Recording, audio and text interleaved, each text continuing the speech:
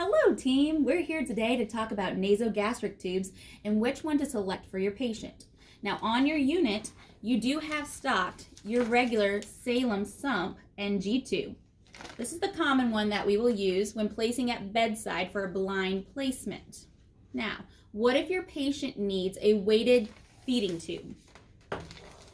To get a weighted feeding tube, there's several different options, and these are all stocked in the main campus in Central Supply P&D. If you need that, you're going to select the non-styletted feeding tube. This is labeled in P&D as the one to send to the units. I know if it has a stylet or not. This green is a stylet. This one comes without it. If you are doing a blind placement at the bedside, you should be using a non-styletted NG tube.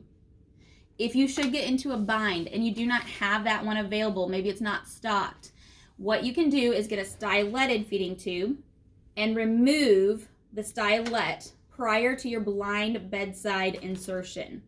So then this one becomes a non-styletted one, just like the other. So best option, and the only option we should be using at bedside for a blind placement of a weighted tube feed, is one without a stylet. If you have any questions, please reach out to your clinical nurse specialist, your educators, or use your other online resources. Thanks.